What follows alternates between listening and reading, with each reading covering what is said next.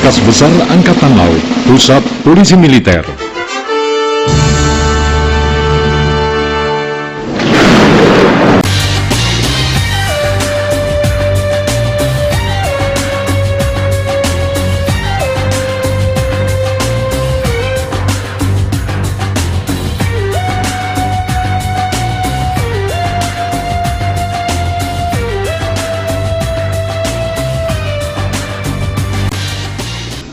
TNI Angkatan Laut merupakan komponen utama pertahanan negara di laut. Oleh karena itu, TNI Angkatan Laut dituntut untuk mampu melaksanakan peran dan fungsinya dalam rangka menegakkan kedaulatan negara dan keamanan di laut. Sejarah lahirnya TNI Angkatan Laut adalah terbentuknya PKR Laut pada tanggal 10 September 1945 yang dihimpun dari mantan anggota PETA, Heihu, Ketsatsutei, Keibodan, dan lain-lainnya. Dalam PKR Laut terdapat seksi keamanan yang melakukan fungsi kepolisian militer. Seiring dengan perkembangan organisasi saat itu dan berjalannya waktu, maka terjadilah pergantian sebutan dari PKR Laut menjadi TKR Laut, berubah lagi menjadi Tentara Republik Indonesia Laut atau TRI Laut. Pada tahun 1946 terjadi perubahan sebutan menjadi Angkatan Laut Republik Indonesia atau ALRI. Penggantian nama tidak mempengaruhi struktur organisasi yang disepakati.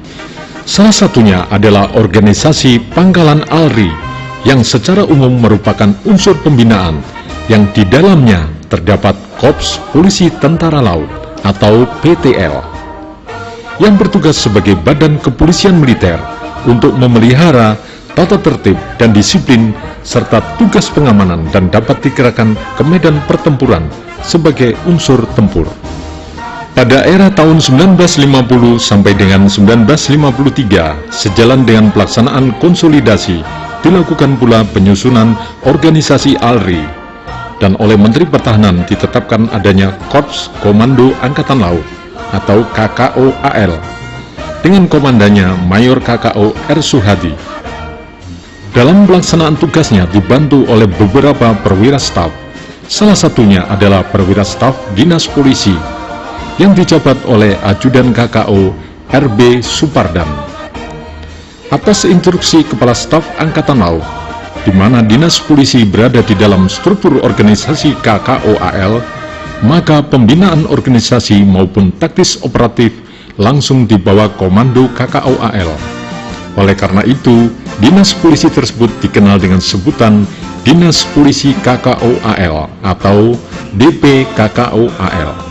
Setelah 3 tahun berdirinya DPKKO-AL, maka pada tahun 1953 terjadi perubahan nama menjadi Dinas Polisi Angkatan Laut atau DPAL, sehingga organisasi Dinas Polisi diperluas ke seluruh komando dan pendirian darat Angkatan Laut lainnya. Dalam hal pembinaan, penempatan, pemindahan personil, DPAL harus mendapatkan persetujuan dari Kepala Jabatan Hukum Angkatan Laut. Selain itu, DPAL tidak hanya terbatas dari Korps Komando saja, tetapi juga dari korps lainnya yang sebelumnya diberikan pendidikan khusus. Peningkatan status dari DPKKO-AL menjadi DPAL tidak saja membawa perubahan bidang organisasi, tetapi juga personil, sehingga diperlukan penambahan dan kemampuan personil di bidang kepolisian militer, yang kemudian diselenggarakan pendidikan Dinas Polisi Militer. Selain itu, ditugaskan juga beberapa personil untuk mengikuti pendidikan polisi militer di Pusat Pendidikan Polisi Militer Angkatan Darat di Cimahi dan Lembaga Pendidikan Polisi Negara. Dengan perubahan penyempurnaan organisasi Angkatan Laut, maka dibentuklah Jabatan Deputi Khusus Menpangal dan beberapa jabatan lain. Di antaranya adalah Direktorat Polisi Militer yang disingkat Ditpomal, dan sebagai Direktur Polisi Militer Angkatan Laut adalah Kolonel KKO R. Sukanto. Pada tahun 1971 dilaksanakan integrasi ABRI dan dikeluarkan instruksi Menhankam Pangap tentang realisasi fisik penyesuaian organisasi polisi militer angkatan dan Polri. sehingga Badan Kepolisian Militer dibedakan antara polisi militer yang bertugas membantu pimpinan Hankam ABRI dan membantu Kas Angkatan Kapolri. Sebagai realisasinya, pada tahun 1973, Kepala Staf Angkatan Laut mengeluarkan keputusan yang menetapkan pembentukan dinas-dinas provos di lingkungan TNI Angkatan Laut. Di tingkat organisasi Mabesal menjadi staf pembinaan provos atau Sebin Provos dijabat oleh Kolonel Marinir Usman Said yang secara organik berada di bawah Kepala Pusat Personel Angkatan Laut atau Kapus Persal. Pada tahun 1975, organisasi Sebin Provos mengalami penyempurnaan menjadi Dinas Provos TNI Angkatan Laut, disingkat Disproval, yang berkedudukan sebagai badan pelaksana pusat tingkat Mabesal di bawah Kasal, dan pejabat pertama Kadisproval adalah Kolonel Marinir Kapi Surya Direja. Pada tahun 1984, Panglima ABRI mengeluarkan keputusan yang menyatakan bahwa pembinaan dan penyidikan kepolisian militer dilaksanakan Polisi Militer Angkatan Darat, yang langsung di bawah pembinaan Kepala Staf Angkatan Darat. Dalam penanganan penyidikan perkara pidana, POM TNI Angkatan Darat mempunyai kewenangan penuh melakukan penyidikan terhadap anggota TNI Angkatan Darat, TNI Angkatan Laut, TNI Angkatan Udara, dan Kepolisian Negara Republik Indonesia. Bergulirnya reformasi internal di tubuh TNI pada tahun 1999 telah membawa antusiasme yang tinggi kepada pejabat Kadisproval, yaitu Kolonel Marinir Haji Budiarto Makhruf, dan atas perjuangan yang tidak kenal menyerah dalam mereformasi penegakan hukum militer, diajukan apresiasi tentang POM TNI Angkatan Laut, yaitu Kadisproval dijabat oleh Bintang 1, Disproval menjadi Dispomal, dan merevisi Juklak Pangap nomor 21/4 Romawi/1984 tentang penyidikan. Dengan menggunakan istilah strategi menggunting, pada akhirnya tahun 2000 disetujui jabatan Kadisproval dijabat oleh Bintang 1, sehingga dengan demikian Kolonel Marinir Haji Budiarto Makhruf dilantik Kepala Staf Angkatan Laut menjadi Brigadir Jenderal TNI Marinir. Tuntutan reformasi penegakan hukum militer dilanjutkan oleh generasi penerus dengan melikuidasi Provos Angkatan menjadi Polisi Militer Angkatan. Maka pada tanggal 5 Februari 2002 keluarlah keputusan Panglima TNI nomor /06/2 Romawi/2002 tentang penyelenggaraan tugas dan fungsi kepolisian militer dilaksanakan oleh masing-masing angkatan. Kemudian Kepala Staf Angkatan Laut mengeluarkan keputusan nomor /05/9 Romawi/2002 tanggal 9 September 2002 tentang likuidasi Dinas Provos TNI Angkatan Laut dan pembentukan Polisi Militer TNI Angkatan Laut. Seiring dengan itu, untuk lebih menguatkan akan tugas-tugas kepolisian militer masing-masing angkatan, dikeluarkanlah keputusan Panglima TNI nomor /1/3 Romawi/2004 tanggal 26 Maret 2004 tentang penyelenggaraan tugas dan fungsi kepolisian militer di lingkungan TNI. Dengan demikian, Polisi Militer Angkatan Laut telah ditetapkan untuk melaksanakan 8 fungsi kepolisian militer. Guna menyatukan jiwa korsa dan tuntutan profesionalisme serta kesetaraan dengan kepolisian militer lain, maka profesi militer dibina dalam satu korps yang oleh Kepala Staf Angkatan Laut. Dikeluarkan keputusan dengan nomor /4450/9 Romawi/2005 tanggal 1 September 2005 ditetapkan pembentukan Korps Polisi Militer Angkatan Laut. Saat ini Polisi Militer Angkatan Laut telah memiliki gedung sendiri dan berdiri megah di daerah Kelapa Gading, Jakarta Utara. Dengan struktur organisasi tingkat Mabesal, berkedudukan langsung di bawah Kepala Staf Angkatan Laut. Sebagai unsur pimpinan yang dijabat oleh Komandan Pusat Polisi Militer Angkatan Laut atau Danpuspomal dan Wakil Komandan Pusat Polisi Militer Angkatan Laut Wadan Puspomal. Komandan Pusat Polisi Militer telah dijabat sepenuhnya dari perwira Korps Polisi Militer, yaitu Laksamana Pertama TNI Kingkin Suroso SE, dan merupakan keputusan bersejarah bagi jajaran Polisi Militer Angkatan Laut. Karena untuk pertama kalinya pimpinan tertinggi Polisi Militer seorang perwira tinggi berpangkat Laksamana Pertama TNI. Setelah menempati jabatan sebagai Komandan Puspomal selama kurang lebih 3 tahun, Laksamana Pertama TNI Kingkin Suroso SE menyerahkan tugas, wewenang dan tanggung jawab kepada Kolonel Marinir Wingky Sudarwanto yang dilantik langsung oleh Kepala Staf Angkatan Laut Laksamana Tejo Edi Sarjana Hukum. Tidak lama kemudian, Kolonel Marinir Wingky Sudarwanto mendapat penghargaan, dilantik menjadi Brigadir Jenderal TNI Marinir. Dan setelah menjabat kurang lebih 1 tahun, Komandan Puspomal diserahkan kepada Kolonel Marinir Gunung Heru Tito Wibowo Yusuf Sarjana Hukum yang dilantik oleh Kepala Staf Angkatan Laut Laksamana Suparno. Tidak lama kemudian juga, Kolonel Marinir Gunung Heru Tito Wibowo Yusuf Sarjana Hukum diberikan penghargaan menjadi Brigadir Jenderal TNI Marinir.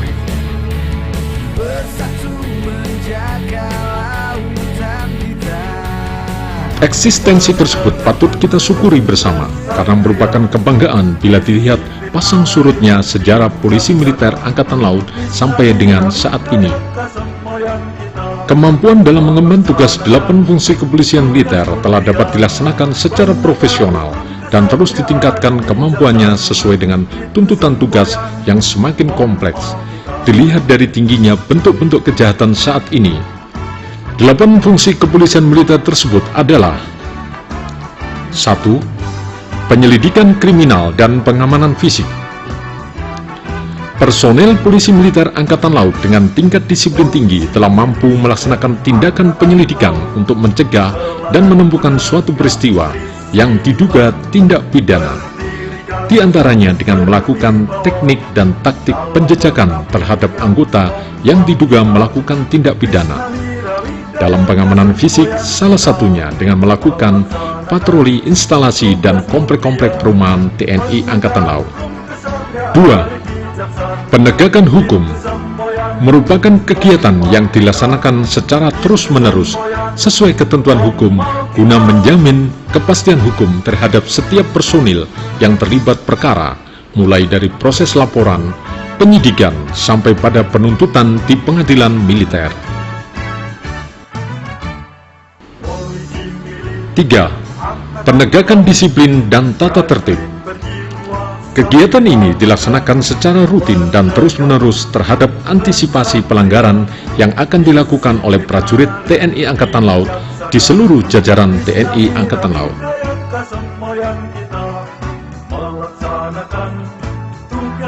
4. Penyidikan. Dalam rangkaian kegiatan pemeriksaan, utamanya dalam proses penyidikan yang bersifat transparan serta mengedepankan HAM, guna menghindari pengakuan terdakwa yang merasa ditekan atau dipaksa dalam proses penyidikan.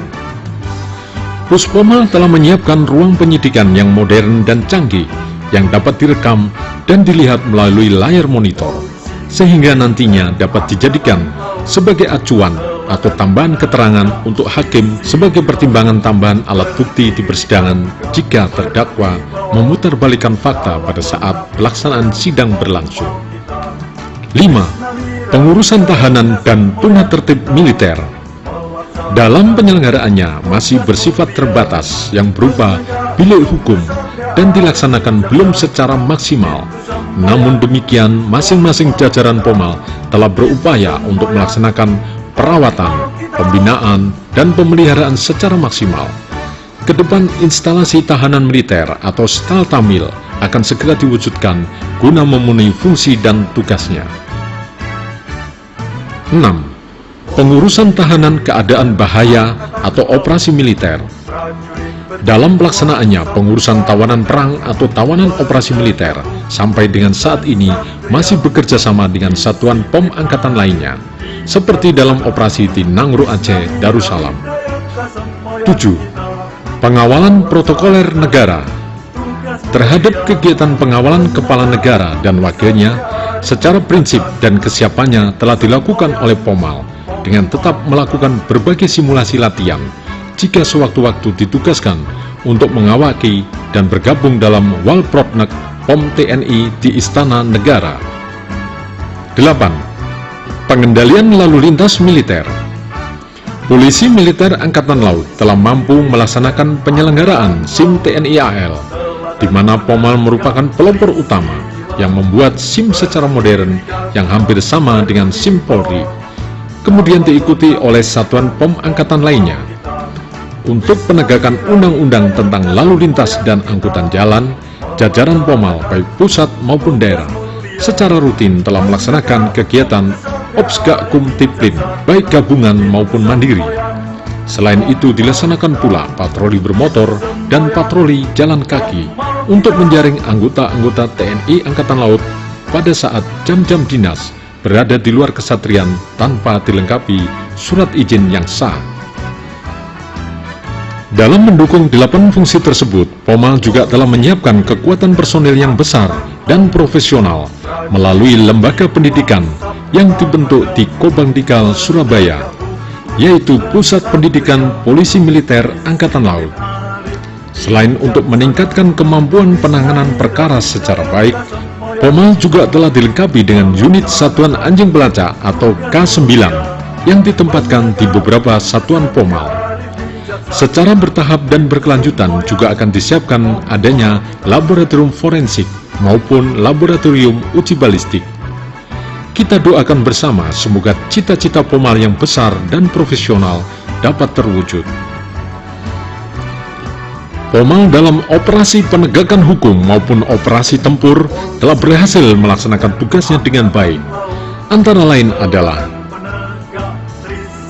melaksanakan operasi gabungan POM TNI, Polri, dan Badan Narkotika Nasional dalam memberantas produksi, pengedaran maupun pemakaiannya.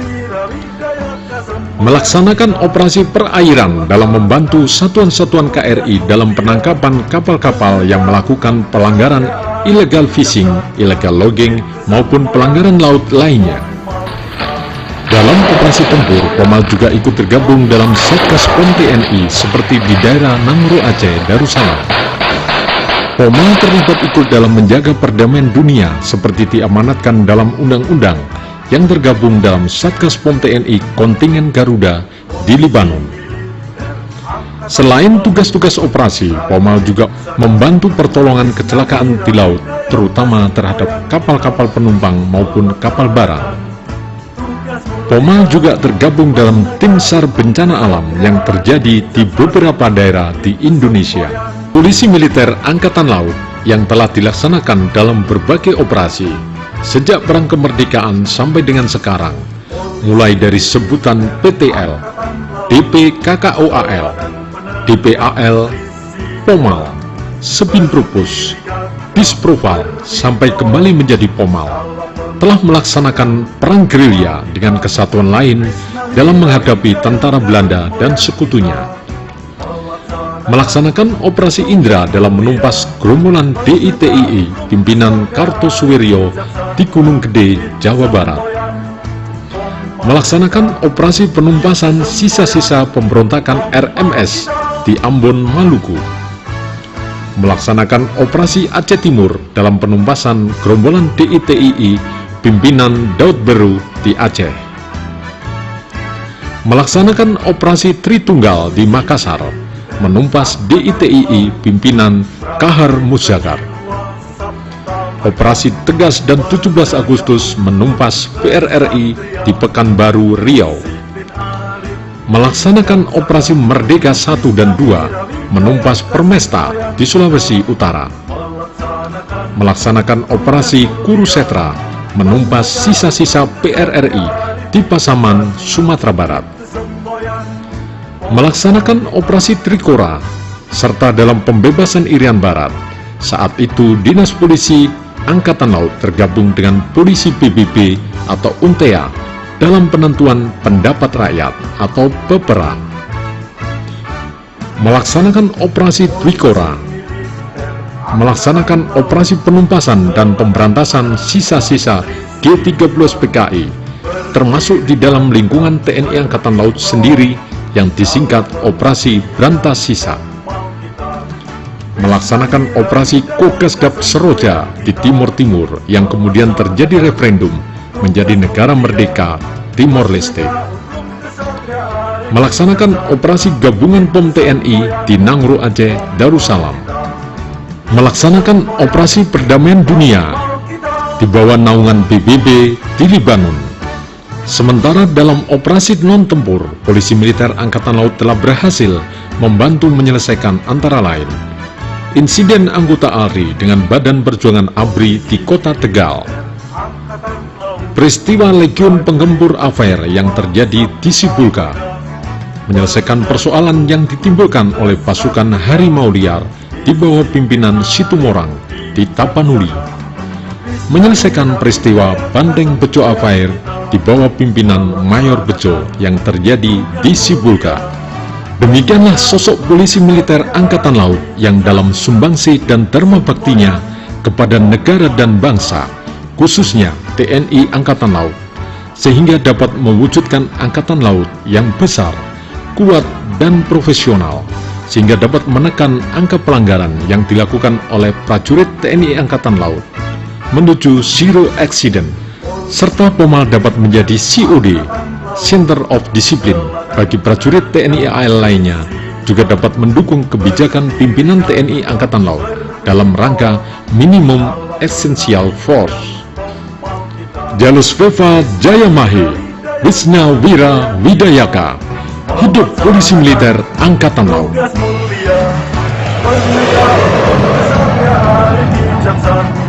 Itu semboyan Pomal kita, itu semboyan Pomal kita.